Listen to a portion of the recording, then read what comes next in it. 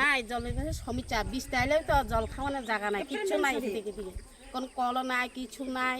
আমরা একদিকে এখন তো 10-15 বছর বেশি হয়ে গেছে জল নাই এদিকে। এখন এমনি সরাবরি স্নান কোনো লাগে, কোনো পুষ্কিনি তুস্কিনি বালা পুষ্কিনিও নাই। এখন এদিকে সাপ্লাইও নাই। আর কোন সময় আবার সাপ্লাই যদি নাই, এদিকে কল যদি নাই, আর এই বছরে বুধ দিত না, বিজেপির বুধ দিত না, মথারে বুধ দিব এই বছর। আমরা এদিকে একটু জল নাই, একদম জল নাই।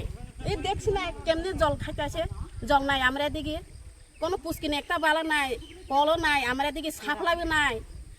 আইব কইছি সাপ্লাইও নাই। আর রাস্তা তো দূরই কথা, রাস্তাতে পরে কথা, কোনো আর রাস্তার খবর নাই। এখন জলে তো সমস্যা হয়েছে এই করছে না।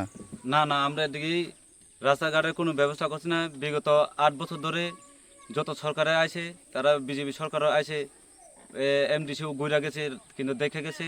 তারা কইছে ভোট নেওয়ার সময় আমরা এদিকে রাস্তাঘাট করে দেব, জলের সুবিধা করে দেব, কিন্তু অথচ তারা এখন পর্যন্ত রাস্তাঘাট নাই, জলের সুবিধা কোনো কিছু নাই। আজ পর্যন্ত তারা দেখা যাইতেছে কোনো কিছুই কাম করে না।